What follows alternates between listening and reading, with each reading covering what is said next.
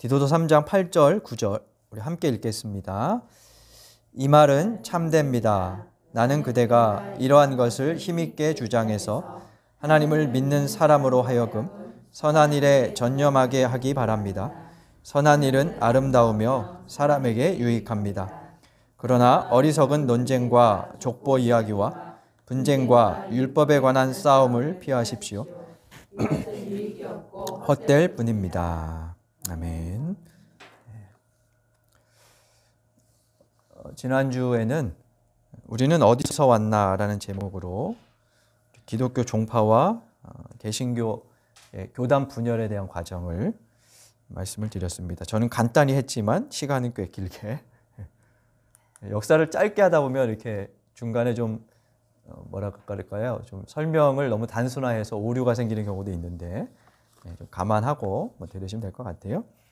간단히 말씀드리면 90년경에 유대교가 이제 예수님 믿는 사람들을 예수님을 이제 메시아로 믿는 사람들을 출교해요. 그러면서 본격적으로 기독교가 시작이 됐는데 그게 AD 90년경입니다. 그렇게 이제 출교된 후에 기독교는 본격적으로 이제 체제를 구축하기 시작하죠. 그래서 디모데 전서 지난주에 본 말씀에 보면 뭐 감독을 세우고 장로를 세워라 뭐 이런 이제 이야기들이 나오고요. 디도서에도 그런 말씀이 나와요. 1장에 보면 각 성에 장로를 세워서 잘 다스려라 뭐 이런 이제 이야기가 나옵니다. 아마 이제 체제 기독교의 조직이 초기에 이렇게 형성되면서 한 2세기쯤 되면 체계를 갖추고 이제 완전해지죠. 그런 과정을 거치게 되고요. 그렇게 오다가 크게 두 차례의 분열이 일어나는데 첫째는 1054년에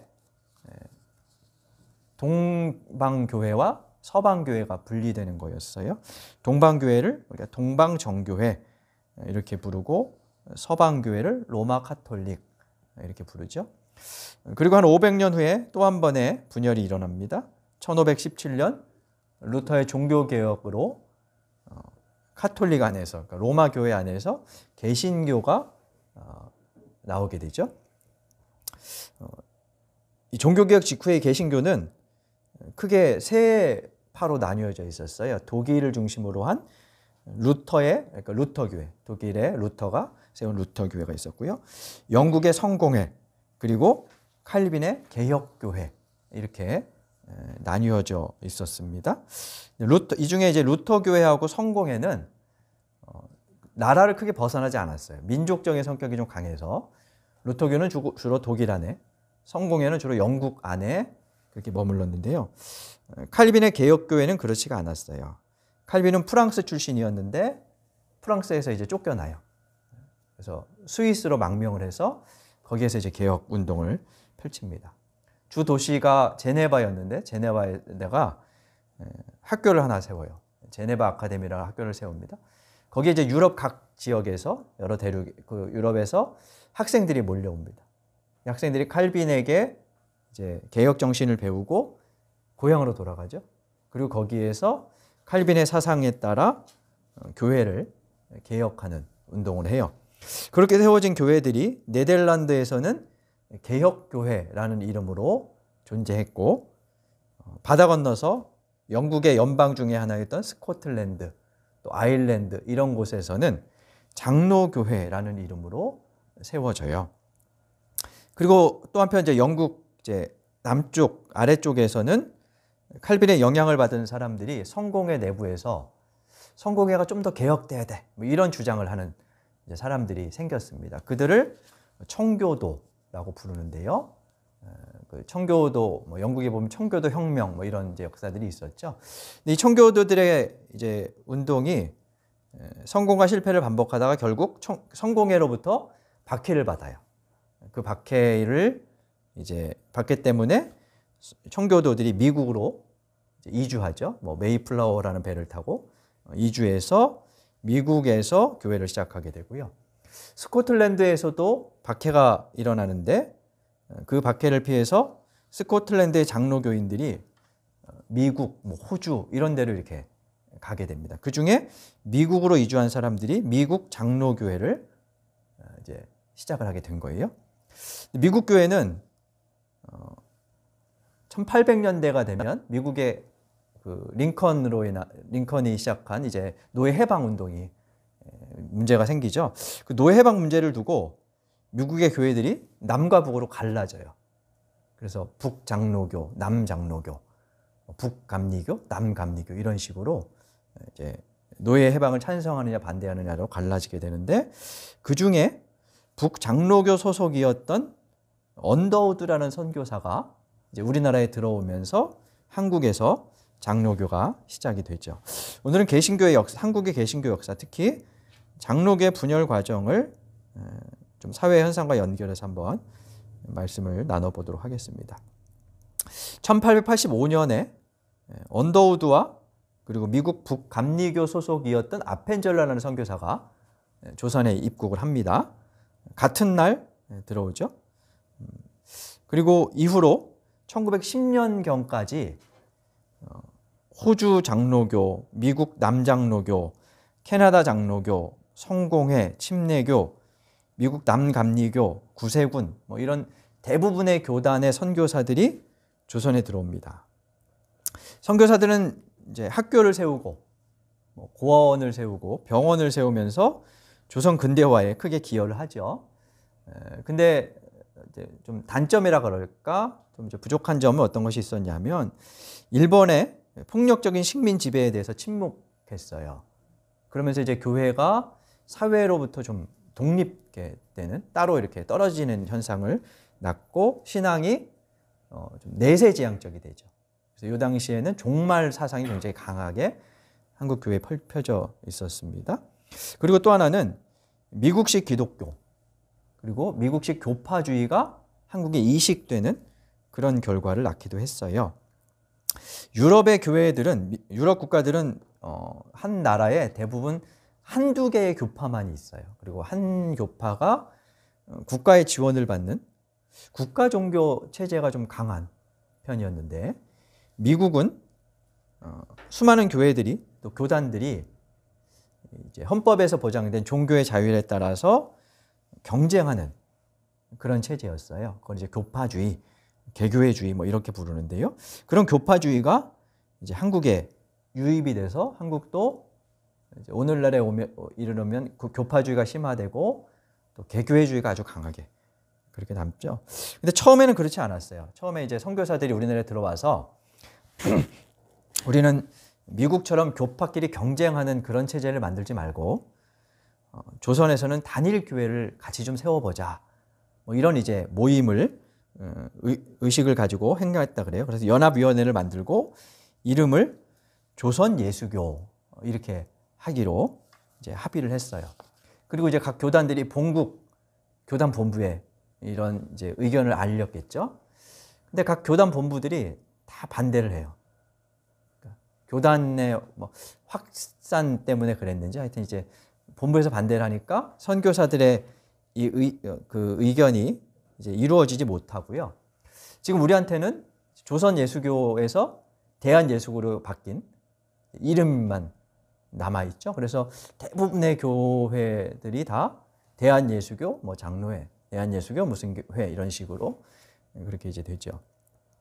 이런 단일교회 시도가 무산된 후에 선교사들이 했던 일은 뭐냐면 선교지 분할 협정이었어요. 선교지 분할 정책이었어요. 조선 지도를 놓고 이제 교단별로 나눕니다. 그래서 저 함경도 이제부터 시작해가지고 쭉 이제 교단별로 한 지역씩 맡아요.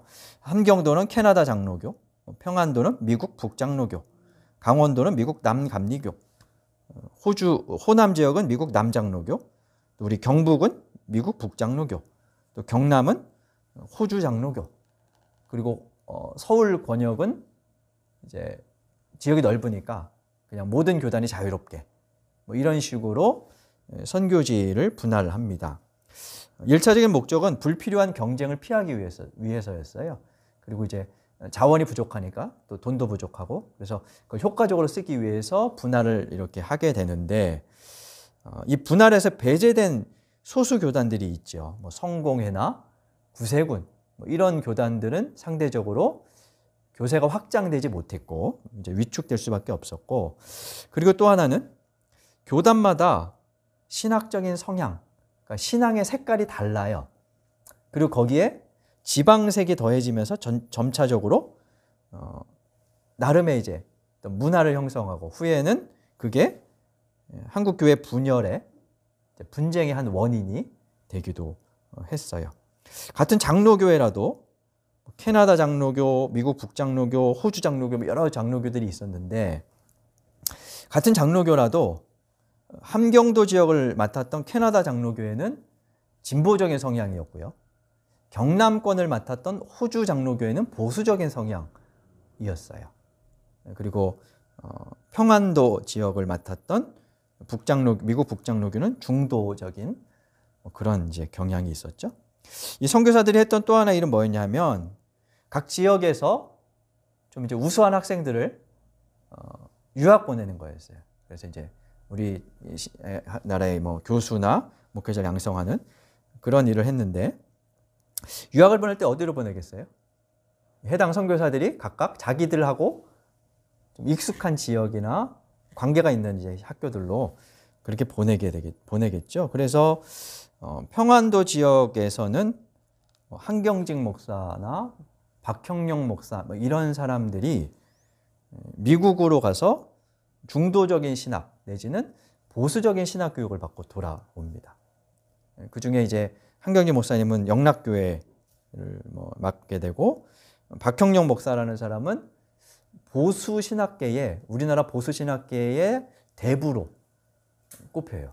그래서 우리한테는 잘 이렇게 익숙하지 않은 이름일 수 있는데, 지금도 이제 합동측이나 이런 데에서는 박형룡의 신학이 이미 돌아가신 분임에도 불구하고 큰 영향을 미치죠. 반면에 함경도 쪽에서는 일본으로 유학을 보냈어요. 캐나다 장로교는 미국하고 좀 미국 신학교라고 별로 크게 관련이 없어가지고 일본으로 보내는데, 당시에 일본은 제국주의였지만 독일의 영향을 좀 받고 있었어요. 이 독일 신학계가 매우 진보적인 성향이거든요. 그래서 일본도 진보적인 그런 신학을 동경신학교나 이런 데서 이제 가르치고 있었고, 일본으로 유학 간 이제 학생들은 그런 진보적인 신학을 일본에서 배워오죠. 그 중에 한 사람이 누가 있었냐면 김재준 목사라는 사람이 있었어요. 이 김재준 목사가 나중에 우리나라의 대표적인 진보적인 장로 교단인 한국 기독교 장로회를 설립하는 데 크게 기여를 하죠. 조금 전에 불렀던 찬송가 582장을 작사한 그런 인물이기도 하고요. 또 다른 함경도 출신 인사들이 누가 있냐면 문익환 목사라고 있어요. 우리나라에 이제 70년대, 80년대 통일운동, 또 평화운동 이런 것들을 했던 그런 사람이지요. 이 문익환 목사가 윤동주 시인하고 송몽규 같은 사람들하고 친구 사이, 같은 학교 출신이라고 함경도 지역이 주로 좀 진보적인 그런 인사들이 이렇게 이제 좀 배출이 됐다고 볼 수 있죠. 한편으로 이제 당시의 선교사들은 문화 우월주의적인 면도 좀 있었어요. 그래서 조선의 고유한 가치관이나 문화를 좀 미신화하고 좀 이렇게 배척하는, 그러면서 미국 기독교, 미국 문화를 이제 기독교 문화의 전부인 것처럼 그렇게 가르치게 되었죠.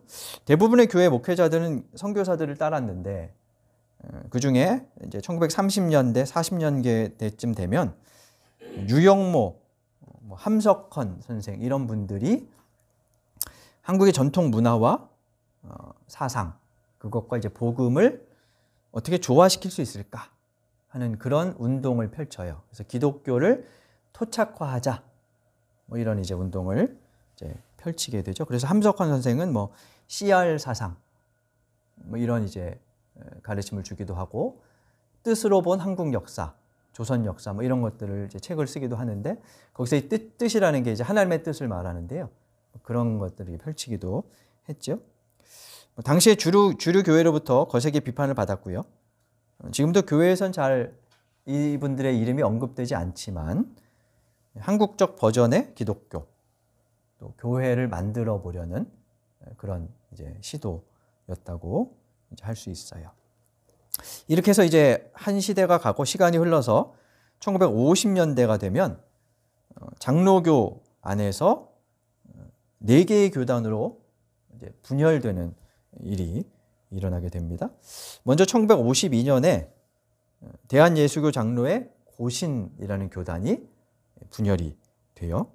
그 원인은 신사참배에 대한 것이었어요. 이제 일본이 신사참배를 강요했죠. 이에 따라서 장로교 교단 총회가 1938년에 신사참배를 하기로 결의를 해요. 이제 대부분의 목회자들이 교회가 신사참배를 하는데 반대하는 사람들도 있었죠. 한 50여 명 목회자들이 투옥되고 꽤 많은 교회가 문을 닫고 이런 이제 결과들이 생겼었는데요. 반대했던 사람들이 신사참배를 반대했던 사람들이 이제 옥고를 치르다가 해방 후에 출소를 합니다. 출소하고 보니까 신사참배에 참여했던 사람들이 이제 회개하지 않은 채 교권을 장악하고 있는 거예요. 그래서 이 신사참배를 거부했던 사람들이 볼 때는 교회가 오염되어 있는데 회개하지 않은 사람들이 아직 여전히 교권을 저렇게 잡고 있는 것이 마땅치 않았겠죠. 그래서 회개하고 교권을 내려놓을 것을 요청했는데 이게 이제 받아들여지지 않아요. 그래서 신사참배에 오염된 교회를 재건한다며 세운 학교가 부산의 고려신학교, 지금은 고신대학교라는 이름으로 이제 남아있는 학교이고요. 이들에 의해서 세워진 교단이 대한예수교 장로회 고신이라는 교단입니다. 주로 경남권의 사람 인물들이 중심이 돼가지고 지금도 이제 고신교단은 부산과 경남권을 중심으로 그렇게 남아 있고요. 구미에서 아마 고신교단으로 가장 이름이 알려진 교회가 구미남교회, 아마 고신 측으로 그렇게 알고 있어요. 이런 이제 시대의 문제는 사실 우리나라의 그 당시의 사회 분위기하고 연결돼 있죠. 해방 후에 우리나라가 가장 혼란을 겪었던 것이 친일 척결 문제, 그리고 이제 반공 이런 거였는데 이게 이제 이런 사회 분위기가 교회하고 연동돼요. 교회는 세상으로부터 동떨어진 기관이 아니고 사회 속에 또 역사 안에 존재하기 때문에 그런 영향을 받을 수밖에 없는 거죠. 두 번째 분열은 1953년 이듬해에 일어났어요. 그때는 한국 기독교 장로회가 분열된 것이었는데 이때 원인은 성서 비평학을 수용하느냐 마느냐 이거였어요. 성서 비평학이 뭐냐 하면 성서를 문자적으로 읽지 않고 성경이 쓰여진 역사적인 배경, 또 문학적인 요소들, 편집된 구조 이런 것들을 고려하고 읽는 그런 방법, 읽기 방법을 말하는데요. 일단 이 비평이라는 말을 보수적인 사람들이 볼 때는 상당히 거부감을 가질 수밖에 없어요. 감히 성경을 비평하다니 이렇게 이제 생각을 하게 되죠. 그래서 보수적인 사람들은 성서 비평학이 성서의 권위를 훼손한다고 이제 강한 거부감을 내비쳤는데요. 당시에 김재준 목사가 아까 이제 일본으로 유학 갔다 온 김재준 목사가 일본에서 성서 비평을 배우고 조선신학교에서 성서 비평을 가르치고 있었어요. 우리나라가 1948년에 분단되면서 북쪽에서 신학교육을 받던 사람들을 또 교인들이 대거 이제 월남을 하는데 이 사람들이 볼 때는 좀 보수적인 이제 색깔의 교육을 받던 사람들이 조선신학교에 들어와서 같이 배우는데 이 김재준 목사의 이제 주장이 가르치는 것이 마음에 들지 않았겠죠. 심하게 이제 거부감을 느끼면서 김재준 목사의 문제를 총회에 제소를 해요. 총회에서 김재준 목사를 면직 처분해요. 근데 김재준 목사를 따르는 사람들도 있었으니까 지지하는 한 600여 교회가 나가서 한국 기독교 장로회라는 교단을 세우게 되고요. 이 교단의 신학교가 이제 한신대학교라는 그런 신학교가 있지요. 기장은 지금도 뭐 진보적인 신학, 또 사회운동을 하는 그런 교단으로 남아 있어요. 뭐 지금은 사실 기장교단이 많이 이제 세가 약화돼서 교단 자체의 생존 문제 때문에 사회운동보다는 이제 내부적인 것들에 이렇게 좀 치중하는 경향이 있기도 하고요. 그리고 오늘에 와서는 교단 색깔이 다 사실 우리나라에서는 사실 없어져서 이제 기장 교단이어도 어느 지역에 있느냐에 따라서 목회자가 어떠냐에 따라서 뭐 보수적이 되기도 하고 뭐 이렇죠. 이 기장 교단은 이제 용공으로 몰리고 그래서 주류 개신교에서는 많이 좀 이렇게 멀리하는 경향이 있었고 뭐 이쪽이 이제 용공으로 몰리니까 반대로 나머지 교회나 교단들은 기장과 다른 그러니까 사회 운동에 좀 이렇게 관심을 덜하고 교회 내적인 내부의 성장 뭐 이런 것에 관심을 가질 수밖에 없게 됐죠. 세 번째 분열은 1959년에 있었는데요. 이때가 이제 예수교 장로의 통합과 합동의 분열이었어요.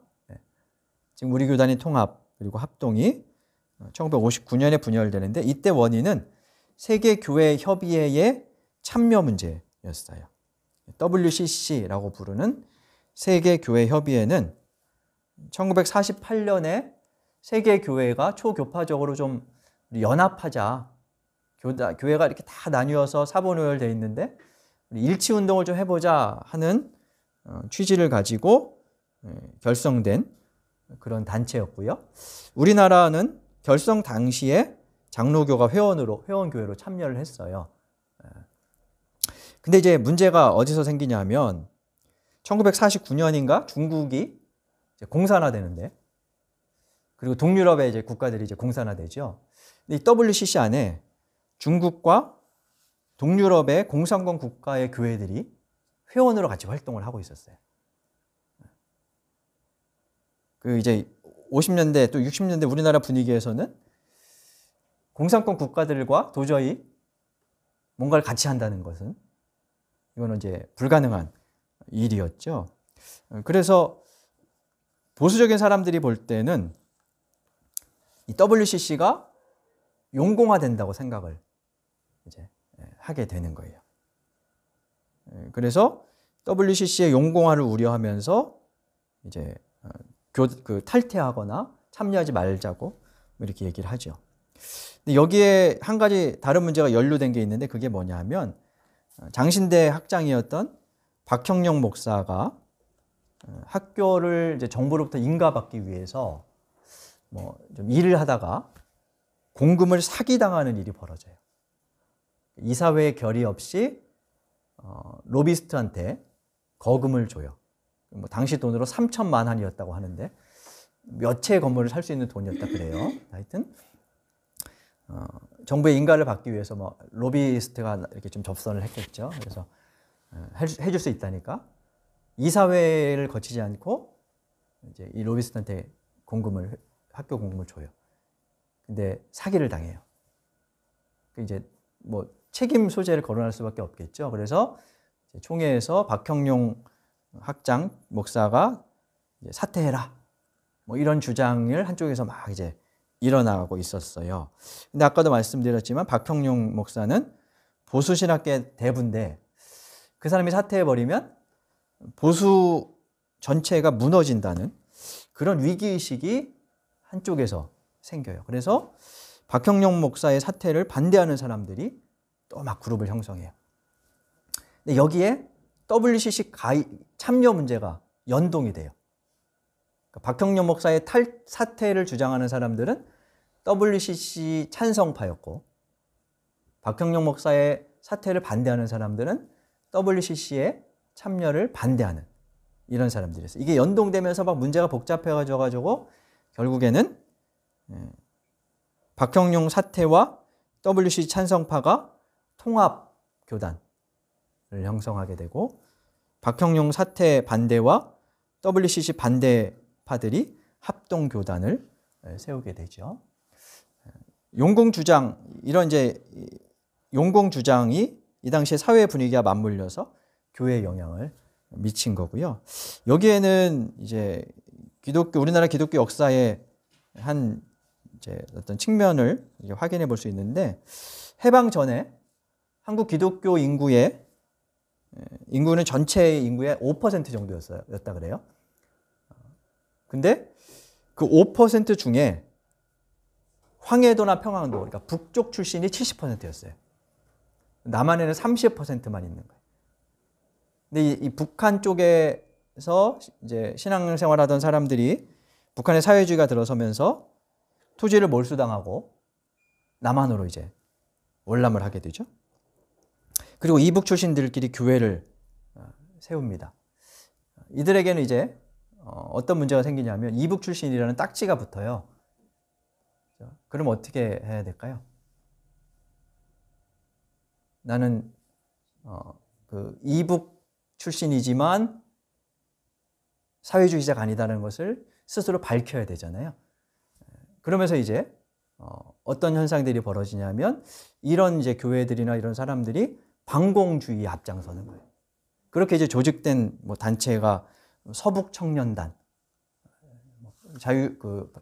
공산 사회주의자들을 막 테러하고 이랬던 그런 단체들 이런 데인데, 교회가 이 당시에 교회들이 꽤 많이 이북에서 내려온 사람들이어서 공산주의와 사회주의에 대한 극도의 이제 반감이 신앙과 연동될 수밖에 없었죠. 그런 현상이 생기면서 이제 한국 교회가 사실 오늘날까지도 기독교 하면 반공 이런 식으로 좀 이제 각인이 된 거죠. 아무튼 1950년대 이렇게 4개의 교단으로 장로교가 분열이 되고요. 그리고 이후에 70년대쯤 가면 합동교단 안에서 핵분열이 일어나요. 장로교 연합회에 현재 가입된 교단이, 장로교라는 이름으로 가입된 교단이 26개라는데 예장 합동, 합동보수, 합동정통, 합동개혁, 하여튼 되게 많아요. 근데 미가입된 장로교라는 이름으로 남아있는 교회가 한 170여 개 교단쯤 될 거다라고 정확치가 않아요. 지난 주에는 제가 한 200여 개 된다고 말씀을 드렸는데 하여튼 계속 생겼다 없어졌다 막 이래요.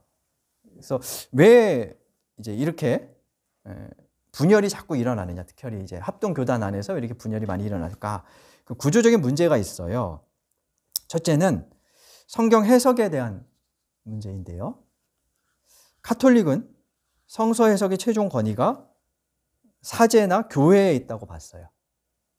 특히 이제 교회의 해석이 옳다, 그게 최종 권위이다, 이렇게 이제. 그래서 서로 어떤 성서 해석을 두고 견해 차이가 발생할 때 어떻게 할까요? 회의를 소집해요. 공회를 소집하고 교황이 이게 옳아 하면 이제 딱 해결이 되는 거예요. 중재할 수 있는 거죠. 근데 개신교는 종교개혁 이후로 성서 해석의 최종 권위가 개인에게 있다고 봐요. 모든 사람이 성경을 읽고 성경을 해석한다. 이게 이제 개신교의 하나의 가르침이었는데, 그러다 보니까 각자가 자기의 영향, 문화, 학력, 배경 속에서 성경을 읽고 해석을 하게 되고요. 그런 해석의 차이가 이제 논쟁이 생길 때 개신교회는 중재할 최종 권위자가 없어요. 그럼 어떻게 해야 될까요? 부부싸움이 나면 서로 적당한 선에서 양보하거나 아니면 극단으로 치우쳐서 갈라지거나 이렇게 이제 되는데, 이 진리 문제에 있어서는 이견을 좁히기가 쉽지가 않아요.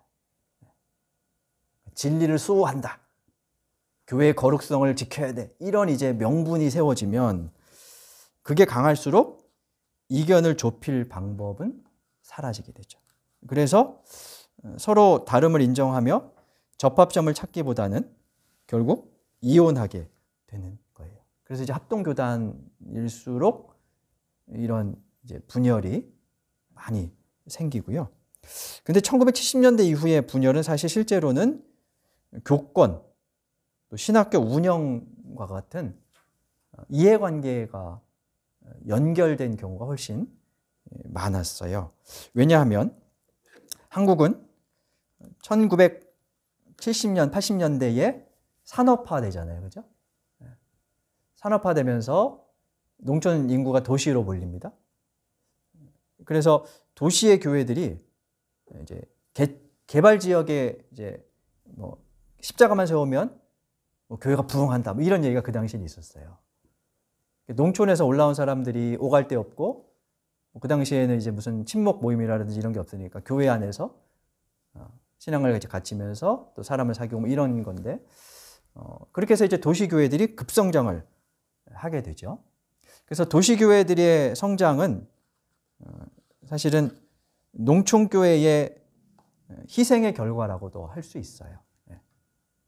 도시교회의 목회자들이 뭐 나름대로 열심히 한 것도 있지만 농촌교회에서 유입된 인구가 이제 이렇게 교회에 들어온 그런 경우도 있기 때문이죠. 근데 이러면서 어떤 현상이 생기냐 하면 교회가 부익부 빈익빈 현상이 가속화되고요. 어쨌든 교회가 이 당시에 이제 막 성장을 하니까 조금 뭔가 마음에 안 들면 그냥 교단 분열해서 하나 세우면 사람이 모이니까요. 그런 식으로 이제 교단 분열이 막 이 교회 성장과 더불어서 생겨나요. 교회가 이제 교단이 하나 생기면 뭐가 필요하냐면 목회자가 필요하잖아요. 그럼 그 교단의 목회자를 키울 신학교를 세우게 돼요. 근데 이 신학교들이 뭐 땅을 사거나 이렇게 할 조그만 교단들은 이제 안 되니까 뭐 이런 건물 2층, 3층 뭐 이런 데다가 이제 신학원 이런 데를 운영해서 조금 이제 신학 교육이 제대로 되지 않은 상태에서 목회자들을 많이 양성을 해요. 그러니까 자격 미달의 목회자들이 그렇게 나오는 거예요. 왜냐하면 일단 빨리 우리 교단 마크 달고 성장시켜야 되니까 그렇게 하는 거예요. 그러면서 이제 한국교회 전체가 목회자는 많아지는데 자질은 떨어지고 신학적인 소양이라든지 인문학적인 소양이라든지 이런 게 이제 낮아지는 그런 결과들 초래하게 됐죠. 이제 그러다가 이제 현재 2000년 이후에는 개신교의 성장이 좀 둔화됐잖아요. 그게 이제 뭐 우리가 다 우려하는 그런 건데 성장이 둔화되면서 먼저 영향을 받는 데들은 이제 작은 교회나 작은 교단들이죠. 그래서 2000년대 이후로는 그 전에도 있었지만 이 분열됐던 작은 교단들이 이합 집산하고 통폐합되는 또 그런 일들이 벌어져요. 아마 천안에 있는 백석대학교, 백석이라는 그 교단도 몇 개의 교단이 제가 알기로 합쳐져서 이제 이렇게 형성한 걸로 알고 있는데 하여튼 뭐 그런 이제 현상들이 생기고요. 이런 이제 전반적인 과정들이 일으킨 문제는 개신교의 공신력이 사회에서 추락되는 현상이라고 할 수 있죠. 교회가 이합 집산하고 교권 다툼하고 재산 문제로 뭐 분쟁하고 이런 것들이 밖에서 볼 때는 개신교가 믿을 만하지 못하다. 뭐 이런 이제 공신력의 추락을 가지고 왔고요. 그러면서 이제 1차적인 위기를 개신교가 겪게 되고요. 또 하나는 90년대 문민정부 들어서면서 민주화 과정을 거쳤는데 민주화되면서 그동안 개신교가 누렸던 기득권의 위협을 받게 돼요. 그래서 그 소위 말하는 이제 강남권의 이제 사회 우리나라의 이제 뭐 파워 엘리트들이 이제 개신교인들이 많은데 이들이 기득권의 위협을 느껴요. 그러면서 점점 2000년대 들어서면서 개신교회들이 정치 세력화되죠.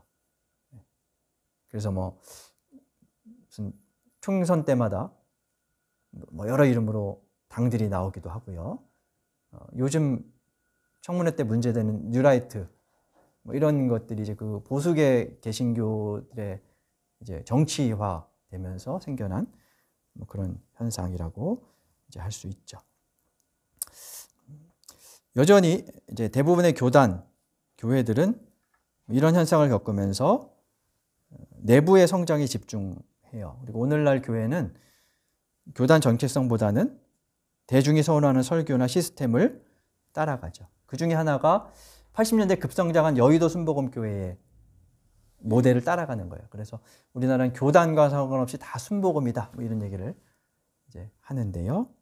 근데 한쪽에서는 개신교의 공신력 추락의 원인을 그동안 왜곡된 영성에서 찾으면서 반성하고요. 또 새로운 길을, 또 새로운 대안을 모색하기도 합니다.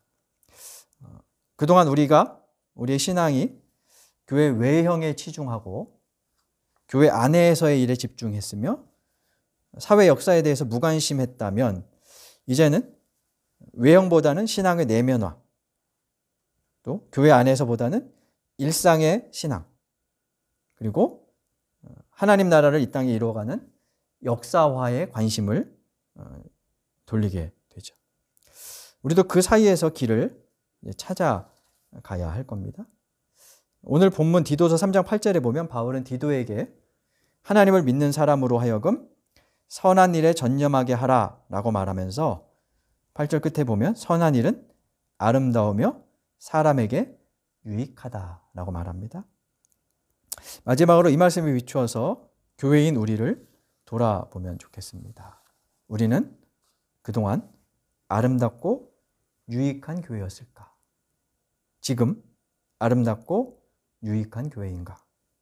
앞으로 아름답고 유익한 교회가 되려면 어떻게 해야 할 것인가?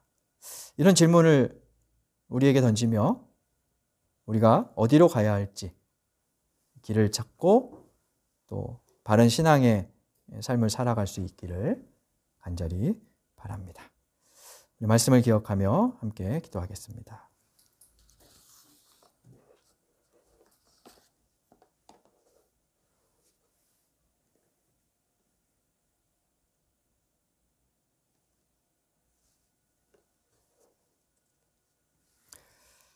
하나님, 그동안 한국교회가 걸어온 길을 함께 살폈습니다. 진리에 대한 편협한 시각, 교권 다툼 등으로 교회가 분열되어 사회로부터 지탄받았던 지난 역사를 돌아보며 우리는 앞으로 어떤 길을 가야 할지 생각해 봅니다. 하나님께서 원하시는 아름답고 사람들에게 유익한 교회가 될 수 있도록 저희를 도와주시고 이 땅의 모든 교회 위에 은혜를 내려 주옵소서. 예수님 이름으로 기도드립니다. 아멘.